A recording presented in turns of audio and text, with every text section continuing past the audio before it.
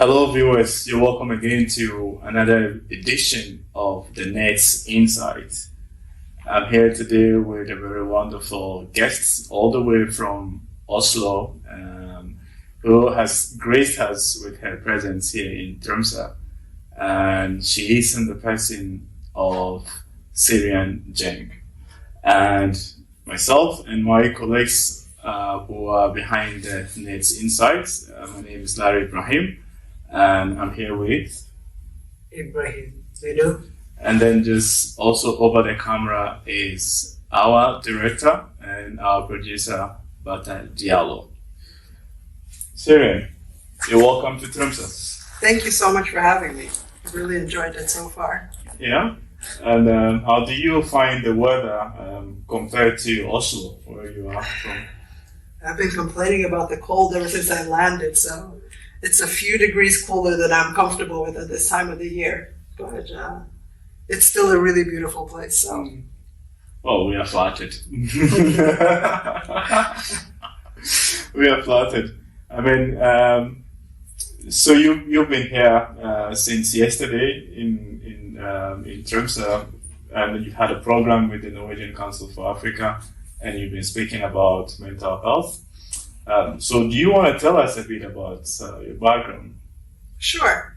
I am originally from Gambia, but I was born and raised in Norway.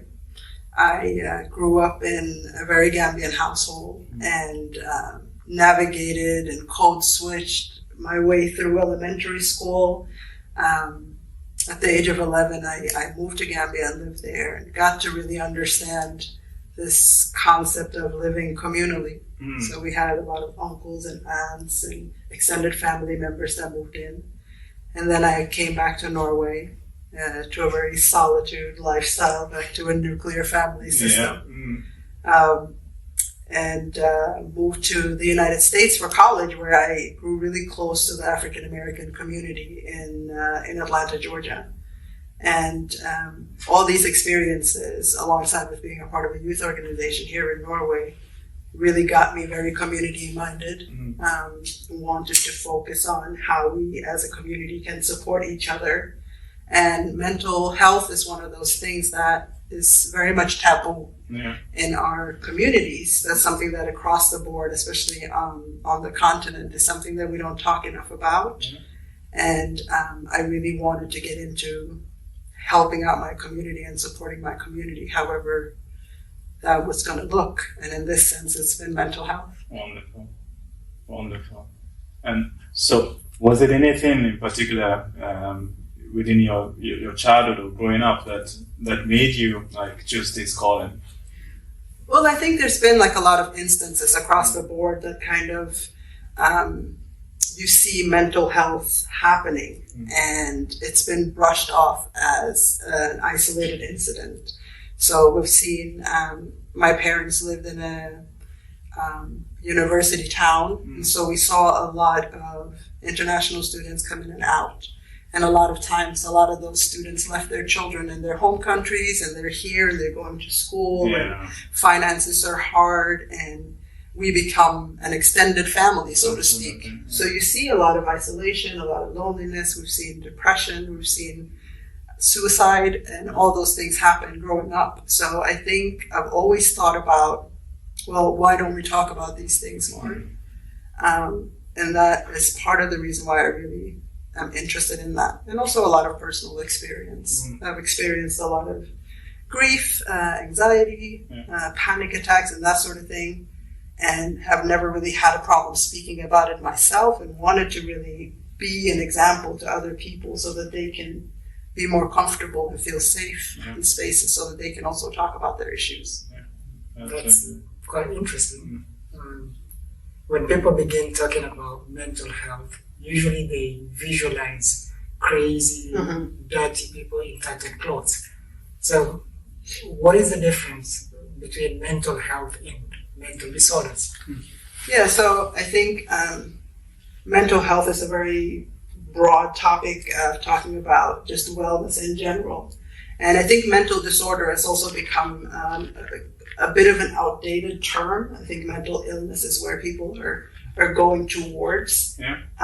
But I think, especially on the continent, we only focus on the people who are visually ill, who are experiencing hallucinations, or who are like running up and down the street or wherever it may be, and then not categorizing deep depressions or feelings of euphoria or anxiety and naming them as different things.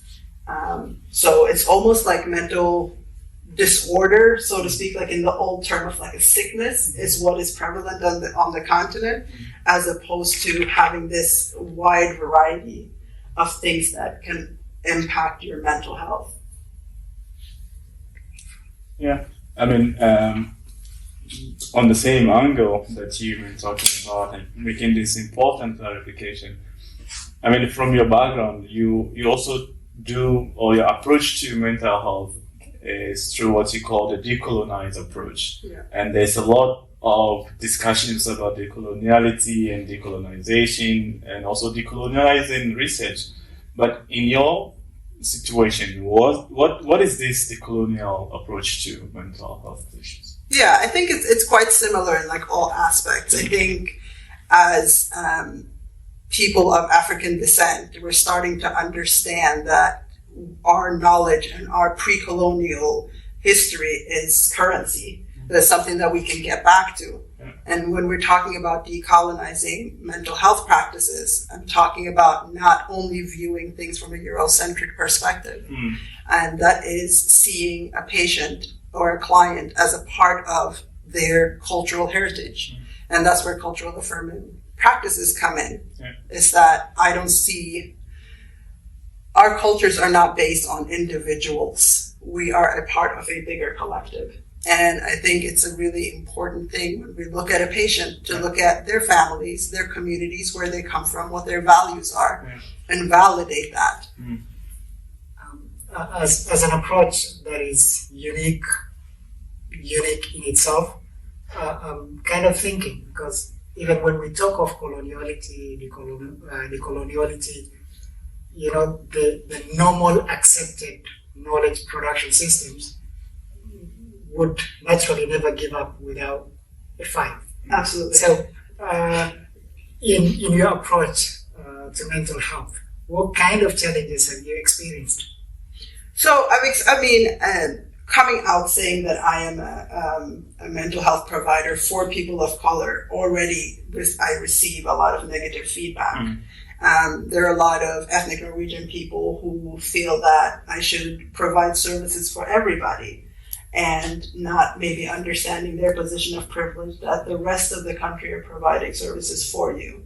And so that is like one of the main challenges. I think a lot of people feel like therapy looks like this one thing and is rooted in a very white patriarchal way of diagnosing or seeing a person, and very individualistic. And so a lot of patients come in thinking that that's what counseling is supposed to look like. And so when they get this more of a give and take, a more focus on who you are as a part of a collective, more empathy maybe, more validation, that becomes a bit of a, oh, this is different, which is, I think, positive.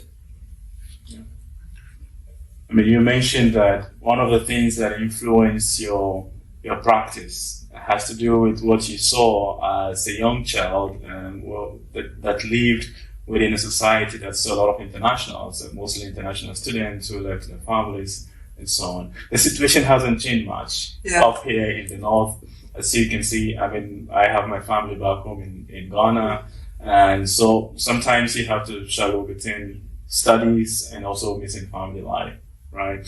So, and also for us, there's a double issue about the fact that we are living in the north of Europe, and the weather, and the fact that we have really strenuous weather conditions. How do we build rings of support among the African community here? I think we've talked about this a little bit, and about how just building really simple support systems could make a major change in your everyday lives. And I think oftentimes when we think about creating groups or supporting each other mentally. We're thinking of really grand gestures, and I don't necessarily think that those are necessary. Yeah. I think like meeting for tea once a week, or just taking the time out, blocking off an hour every week to do something socially, could do something really special for the community here. And as I was reminded, we're not a monolith as people of color here, but at the same time, we have some commonalities. And one of those things is the fact that we do actually communally fit better together. We know how our communities look, how we support each other, how everybody has family back home somewhere else. And so this feeling of isolation could be maybe reduced a little bit if only there was more communication, creating activities and doing very low-key things on the regular. Yeah. Because sometimes people just need someone to listen. They just need to be seen or need to be heard, and that can make a big difference in their everyday lives. Absolutely. Quite interesting. To take you back a little bit to what you mentioned in the beginning, the mental health issues were kind of a taboo, and probably still is. Yeah. But there is some side in interest in mental health overall. What can we attribute this side in interest in?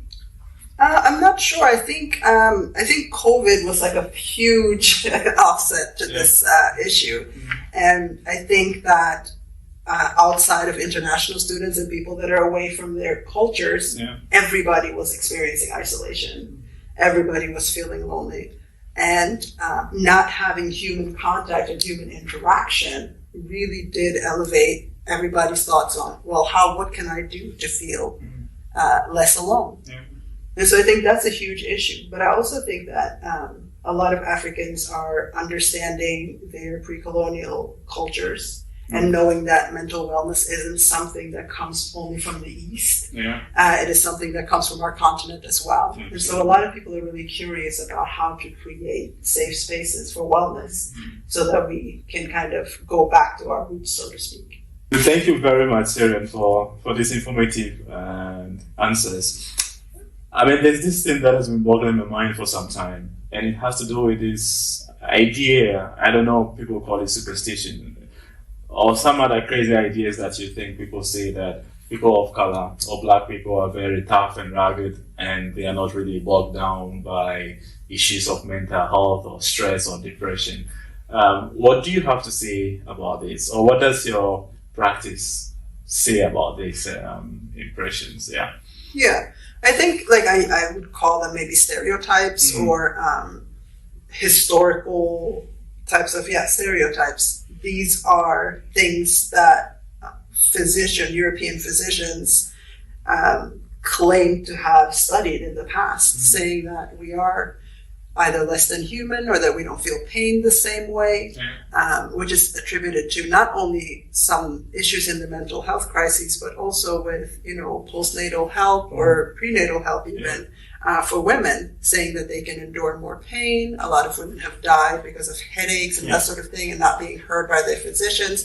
So this is an across-the-board health issue that especially Africans have not been seen as vulnerable human beings. And I think I don't know if we should call it a real post-colonial or not, but in the space that we are in right now, we live in almost like a self-fulfilling prophecy where we have believed that height, that we believe that we're stronger than everybody else, that we believe that we don't feel pain in the same way.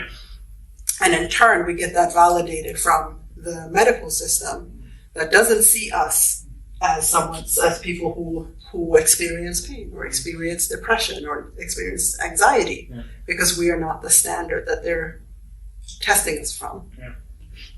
I mean, I've had in my life to see a psychologist once in my life, and I could imagine the debate I had within myself to go or not to go, and the fact that it was also a bit difficult to talk to people around me, that I was going through some kind of mental stress and I needed to see someone, right? And also that all fits into this stereotype, especially if you're a man and you feel like, or you say that you were suffering from mental stress, there is some kind of look that you receive, as if to say, you're not man enough. Is there anything special about men or black men that they do not really feel anything as depression? No, I don't think so. I think men feel just as much as everybody else. I think men have been socialized to not show their feelings, whereas boys to not cry when they fall and hit themselves. And we let little girls cry if they spill something on their dresses, right? Yeah. So from an early age, we're taught that as a man, you should not be vulnerable. You should not show your feelings. And I think that is something that we need to change in the socialization of little boys and girls. And in the same effect, we need to, as a community, support each other. Yeah. And I learned something recently about how to speak with men about mental health issues, that it's usually easier if you're not sitting face to face with them. Men are more prone to opening up if they're fishing or playing a game or doing something that is not face to face but shoulder to shoulder. And that takes the focus a little bit off of that feeling of shame or vulnerability and helps them then open up a little bit. If that works or not is yet to be seen. Yeah. I usually have women come and take my services. Yeah. Men are not that, prone to seeking mental health counseling, unfortunately. Yeah. Did you have some questions? Culture also plays quite a role in that. Yeah.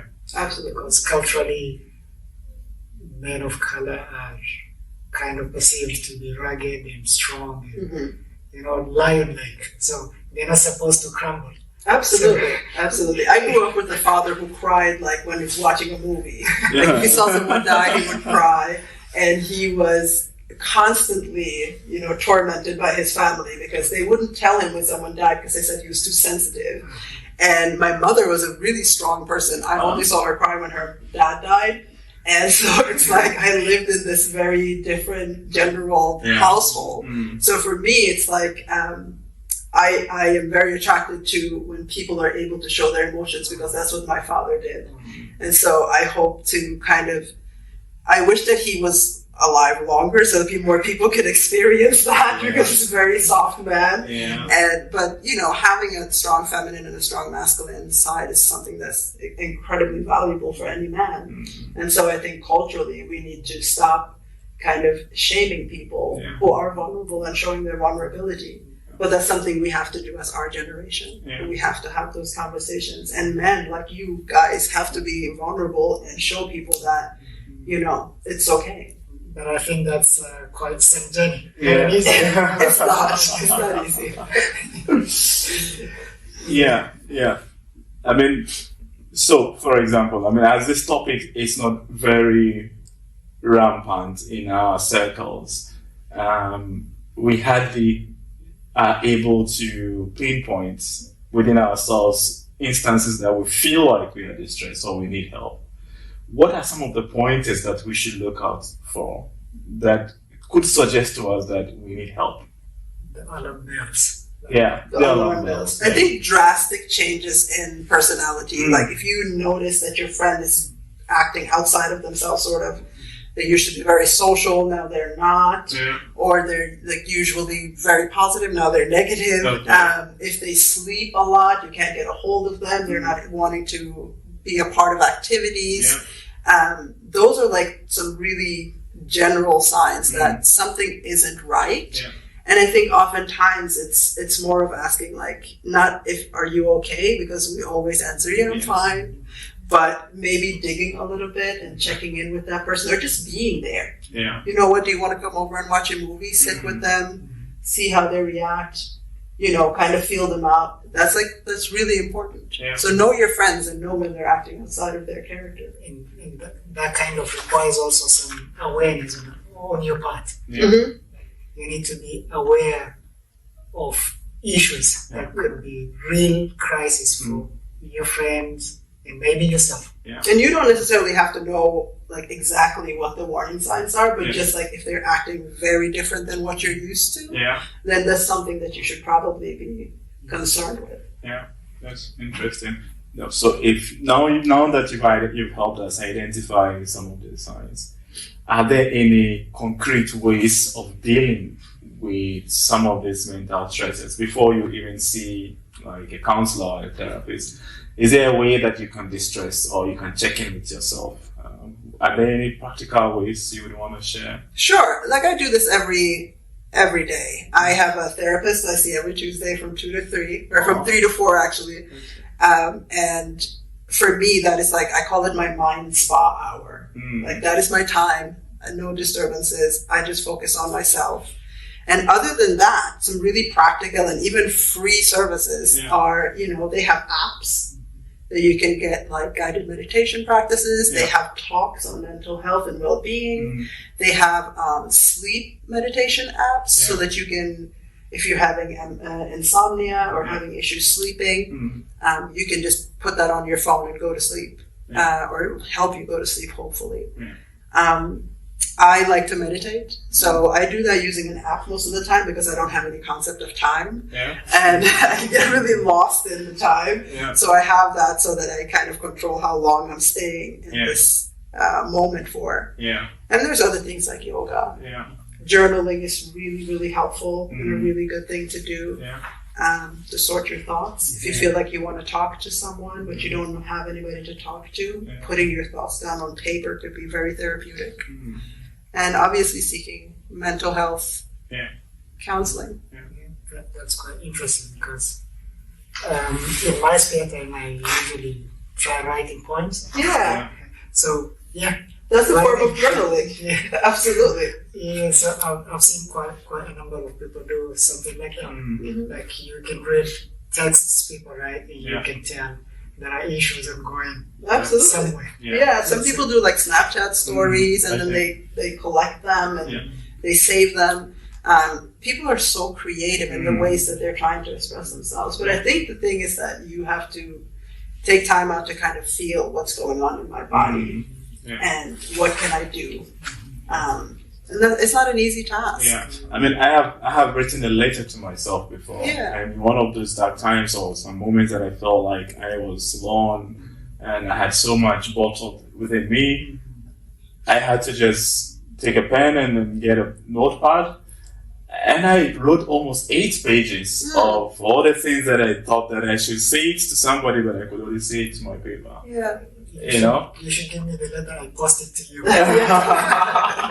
I've actually written myself a letter that I've like timestamped to be sent to myself in like 8 years. Oh, nice! So you could do it on Google for free. They have like apps for that they pay. You have to pay to do, but it's actually also a free service. But writing a letter to yourself is like one of the best exercises that you can ever do.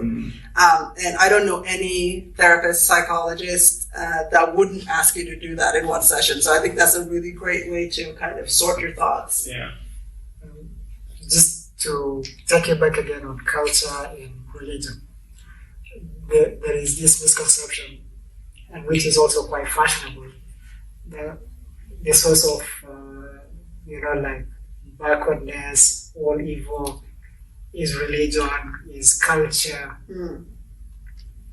Do you think there is anything positive that we can draw from culture, from religion, in order to promote mental health? Absolutely. I think within culture, I think we have taken our wellness practices for granted in our communities.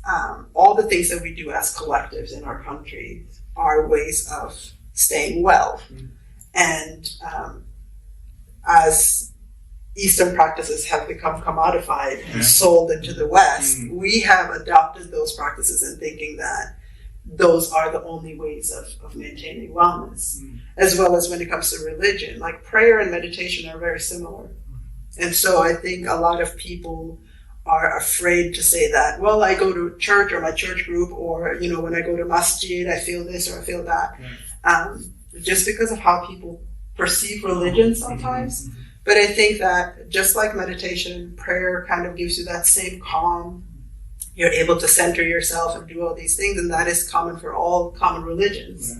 So I think that we need to be able to see resources in who we are as people and everything that we are. Our religion, our culture, our heritage, our values, our history.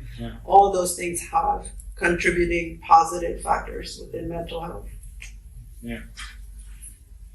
Yeah, I mean, this is very, very, very interesting topic, and then also the fact that you're here and we're talking about that is a way to start bringing our minds to some of this topic, and we are very grateful that you're here. But I want you to look into the camera, and before she does that, just a quick question: Yeah. if you were to mention like one, two, or three misconceptions about mental health that we have, in the kind of drags us down or impacts on our mental health, like 1, 2, 3 things.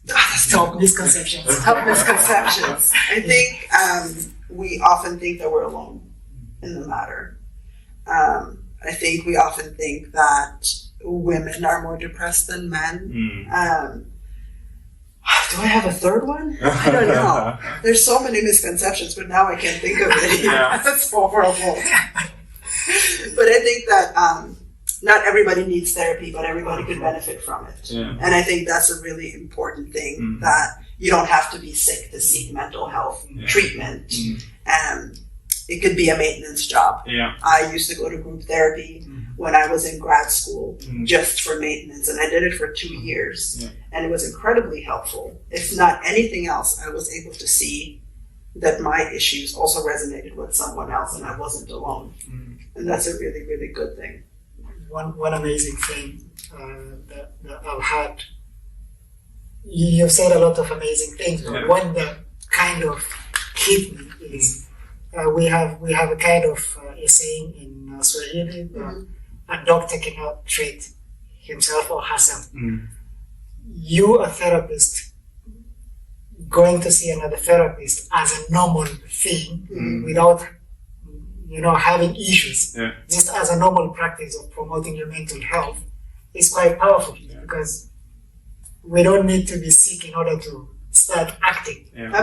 We can promote wellness without having necessarily being sick. Absolutely. So it's kind of like going to a checkup at the doctor's office. Like some people do it once a year or whatever to check your blood pressure and see if you're diabetic. And that's the same thing with mental health. It's an upkeep job. Yeah. I mean, talking about the misconceptions you were speaking of earlier, I think it was a couple of days ago that I was just going out of the office, and then one of the professors on my corridor engaged me in a long chat. And he saw me holding a camera bag and asked what I was doing, and I told him about this event, and then also the fact that we were going to have a visitor all the way from Oslo and also dealing with mental health issues. And he then started telling me his story. He did his PhD in Cambridge, and then he told me of how one time within his studies he faced a lot of mental stress and he was almost depressed. And he also said that one of his colleagues had to commit suicide because he felt he was alone in the journey. So probably one of the misconceptions are that educated people don't get depressed as long. And I was just thinking depression to myself. rates. Yeah, I think definitely depression rates are higher with grad students than with any other student population. The pressure of performance, the workload. A lot of grad students are working alongside their studies. So. Tight deadlines. Absolutely. Yeah. So now I think that we have come towards like the last end of our program, but I want you to look into the camera and to address our viewers. They're looking at you right now, and they want you to tell them why they should take their mental health seriously. We want to preserve our community. We don't want you to lose your life because you didn't speak up. We as a community need to do a better job at reaching out and asking each other how we really are. And because you are important, because you're valuable, and because you are needed in this world, you should check your mental health, check in with yourself, and get help if you need it. Thank you very much, Serian Jeng, for joining us on the NERDS Insight. And we're really happy. We're going to leave a lot of your information on the webpage, and people who are interested can contact you. You're the CEO of Garab. What is it? Garab Samtal Therapy. So Garab means tree in Wolof, but it also means medicine. And so I look at the baobab tree as a source of a lot of life in Africa. And we use it for shelter, we use it for community, we come together, and it's also nourishment. So I think it's a fitting word. Great. Thank you very much for joining us. Thank you so much. And then hope to see you again soon. Thank you. Thank you, viewers, for watching us, and we'll come your way again with another exciting edition of the NERDS Inside. Stay tuned.